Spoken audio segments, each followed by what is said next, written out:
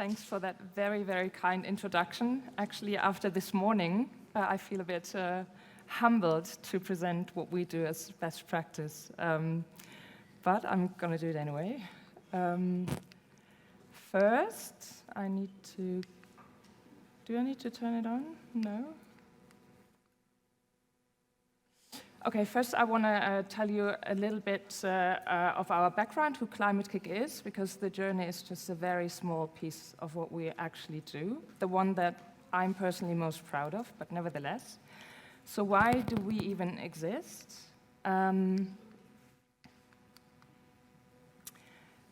We do exist because the EU, several years ago, decided that they want to have something as great as the MIT, because the MIT, for the then EU president, stood for really actually from basic research to putting innovation on the market. They are really the top, and we want to be the top too. So he founded the EIT, and the mission of the EIT is to create European sustainable growth and to bring Europe again to the fore of competitiveness. And they created instruments, the so-called KICs, and there are 6 now, and Climate KIC is only one of 6, one of the first 3. And the activity that we as the KICs, the knowledge and innovation communities do, is it's our job to accelerate the transfer from innovation to market. Because the analysis is, we do have great education, we do have great research, lots of great ideas come from Europe, and then they go to the US, because there it's much easier to bring them to market. So that's kind of the background.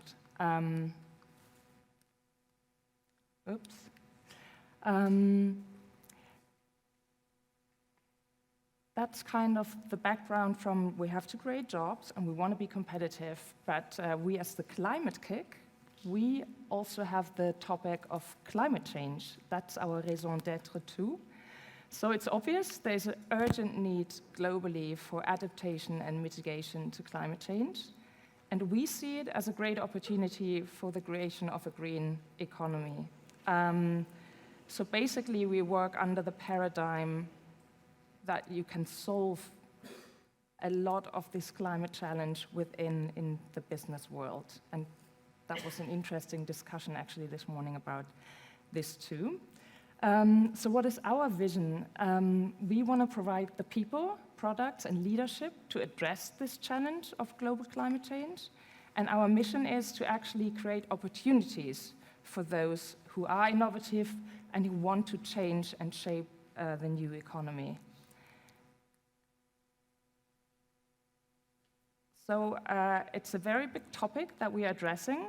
And we are a very, very big partnership. We're over 240 partners in 13 countries of Europe. And obviously, that's a lot of institutions working together, so we have to structure ourselves. We are structured in now 13 main centers. Everywhere, we engage in public-private innovation partnership, and we call it the knowledge triangle that we operate from. So we always bring business, academia, and the public sector together.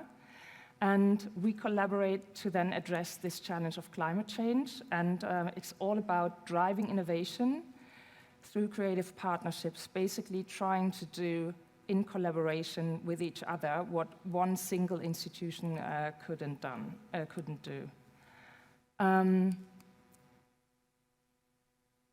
Again, it's a big topic, so what do? We focus on 4 themes. So for us, climate change, mitigation, adaptation is now focused on 4 themes. One is the urban transition challenge, sustainable cities, then sustainable production systems, for example, create new materials, sustainable land use systems, which includes water, obviously, land and water go together, and then there's decision metrics and finance.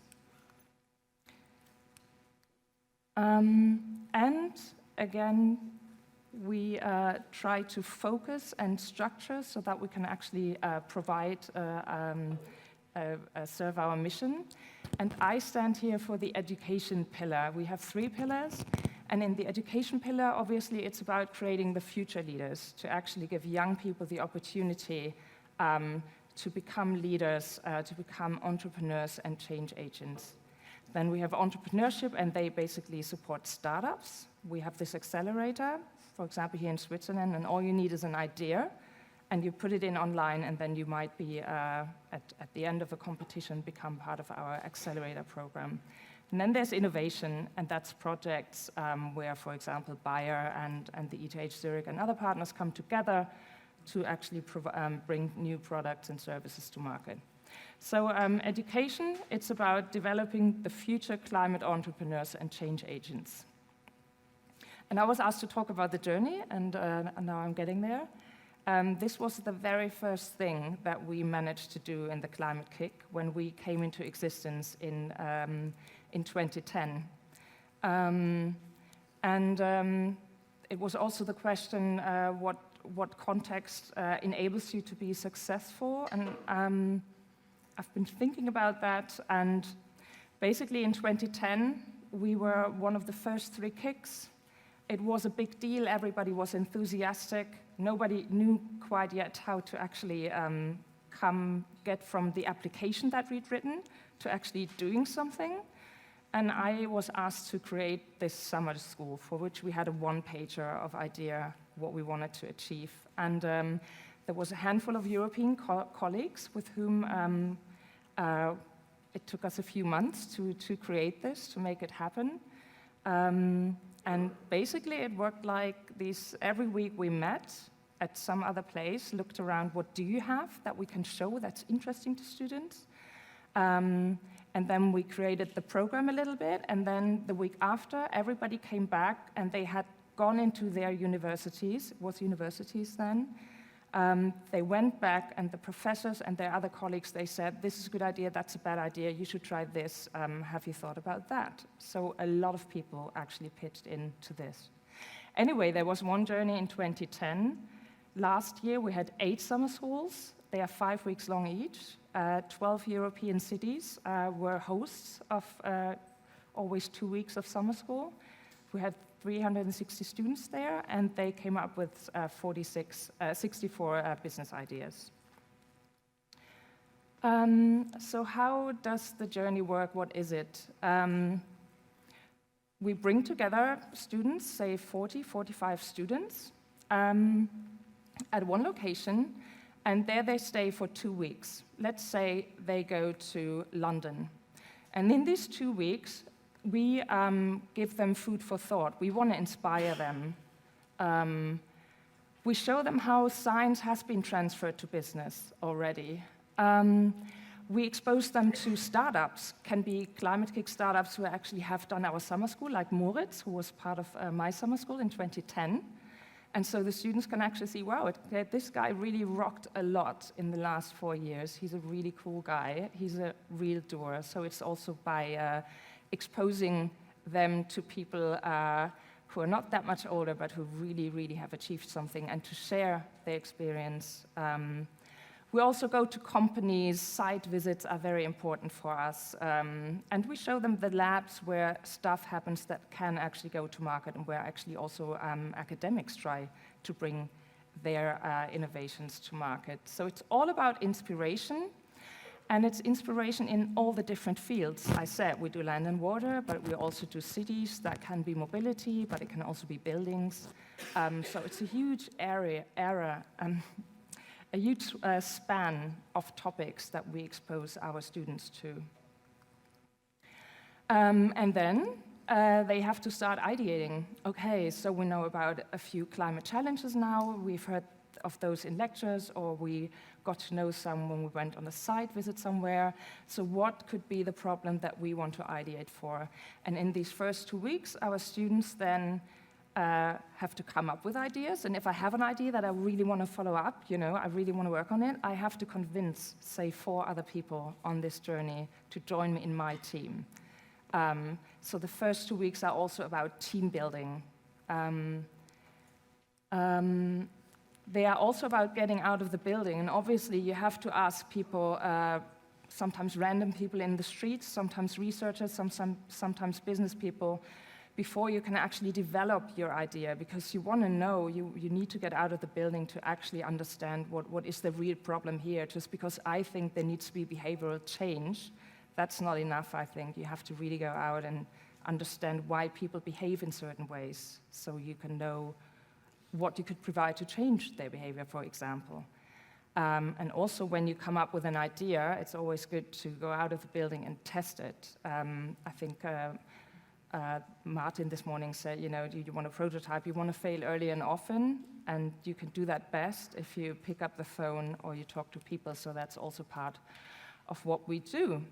Because also, and now I've actually moved to weeks 3 and 4, and I forgot to say, so after this inspiration phase and coming up with ideas and building your own team,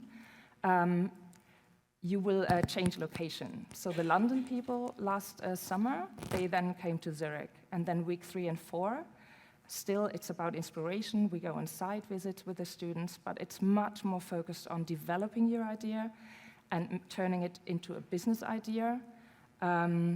Because the students that come to us, they want to do something good for the world. They're all interested in climate change. But as I said in the beginning, we are all about climate business. And you have to bridge the climate problem and the market challenge, because at the end of the day, you want to sell something or you want to get people to do something, and just because I think we should live on one Earth only and not use 1.5, that doesn't change anything. And we're not about campaigning in the summer school, it's all about try to think up, what kind of startup could you bring on the market that might actually create change. So this is, it's a big challenge, I think, to bridge this divide between the climate problem and the market, the consumer. So there's a lot of business model, obviously, business modeling. You want to know what's my value proposition, who might buy it, who could I partner up with, all this. And business modeling, obviously, is also kind of prototyping. So my perfect student team, they will create several business models and test them, go out again and test them, so that they, in the end, can write a really good business plan, which is what we ask them to do in weeks 3 and 4. So really think through your idea and think through how can we put it on the market. And you always do that in your teams of 5. And in the end, you have to pitch. So there's always also a lot of pitch training. And I think our students are actually really good pitchers, which I think is very important, because you want to sell your stuff. And that, if you go into business or not, and by God, we don't want everybody to become entrepreneurs. This is for people to test out and to think, is this something for me? And it's just as good to decide that's not something for me. I think that's much better for everybody. But everybody gets a lot of pitch training, and the journey then ends in week 5, when again, this group of, say, 40 students moves to a 3rd place. So from Zurich, they moved to Munich last year, and there they meet another journey, another 40 people who might come from Copenhagen or Berlin or somewhere. And there we have the final pitch competition. And that's the end of the journey then. Students really like the journey. I think it could be much better. And actually, each year, everybody who's involved in it makes it much better based on the evaluations that we get. And having developed it with a lot of people in 2010, I have to say, I consider it as my baby, but a lot of other people consider it as their baby too, and I think rightly so, because they really have developed it further. So I don't think we could even claim it's really our thing. We prototyped it, but it's developing all the time. If I ask myself, why is this so successful? To the students, and also, by the way, to those who meet the students during the journey, because they're always pretty excited about meeting our bunch of people, because they ask really cool questions, and they are very cool people. So the first principle that we built this on was learning by doing, and that's actually Climate KIC. Whatever we do, whatever I do when I create something new, I want it to be as much learning by doing as possible. I'll give you an example of a day, also this summer in Zurich. So in the morning, we have a communications and marketing specialist expert coming in, and she gives like 10 minutes talk or a 15 minutes talk, and then after that it's working on your business idea. How can I market this? What is my brand about? And then the whole teaching is actually in, okay, team A, can you present what you have? And then everybody can give their advice how to maybe do it differently or ask questions. So it's always by doing. And then in the afternoon that same day, we have a pitch trainer come in, and he gives like a 5 to 10 minutes talk. And then the first team, after 3 minutes preparation, it goes up there and pitches. And by the end of 3 hours, all the teams, all these 40 people have actually pitched. So it's the learning by doing element, which I think is sometimes probably exhausting for the students, but I think at the end of the journey, everybody's always really happy that they've had this experience. And then this has been mentioned in the talk before. I think actually this is a great journey because we always manage to get really, really great people. They're very diverse. I'm quite happy that we always have almost 50% women, which in the topic of entrepreneurship, that's not normal. If you go to an ICT KIC, that's going to be very different. So I think it's our topic that excites women too. And so we have this diversity, which I think is great. They come from all kinds of disciplines. They come from all over the world. Most of them study at European technical universities, but that is, I mean, the globe is studying there. So they're very diverse. So you have the disciplines, you have the gender, you have where they come from. It's really a very diverse experience, and I think that's also something that's really important. And there's lots of peer-to-peer learning in this journey.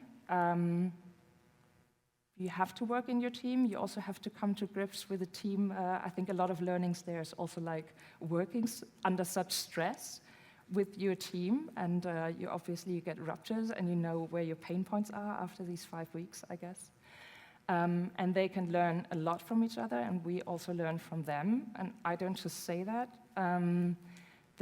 The whole makeup of the journey is really very much like I experienced something, and I have to do something with it during the 5 weeks. And obviously, the students have to help each other and throw in their different expertises, not only disciplinary, but also what they know in general above what they've studied. Also, very important for us is, I said, we have this knowledge triangle, business, academia, and public. And the journey reflects that too. It's transdisciplinarity is very important. It's like exposing them to startups, also like we go to our partners, and those can be research institutes, they can be businesses, or we just sometimes go to, like here, for example, Tesla, and they are not a partner of ours, but they want to transform mobility. So obviously we go there, and again, you have this talk, and everybody was allowed to sit in the car, and most people really love that. I don't know, it doesn't give me anything, but and it's just really exciting to go to these places where really new stuff happens. And they, over the course of the 5 weeks, they see a lot of this. And obviously, they can also use this as networking.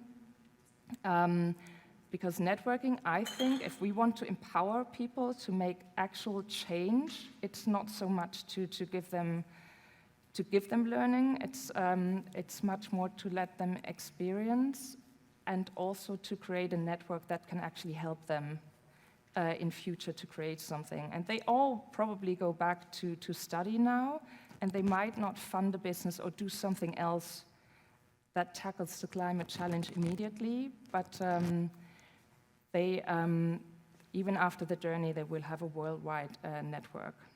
So the last day of the journey is not the goodbye forever. We want to bridge. So in the end, you have all these business ideas and everybody has pitched, and some know they're not going to do this anymore, but a lot of others are just not really sure. And we want to make sure that everybody gets a chance, and we have a low threshold for our students to then actually go into what we call the greenhouse. It's not an incubator, it's not even an accelerator program, it's just, pre-seed, very little funding to help them figure out, with this team, this idea here, now, and then if they want to move on, they can go straight into our acceleration program after a competition. I'm almost finished. And then the networking, obviously you network with the companies that you go to or in the research institute. Some people, already deal, where am I going to do my PhD? But it's very important, I think, that we have this International Alumni Association, and that is actually, I think, the most powerful network because these people in 10 years, I'm really curious what's going to happen there.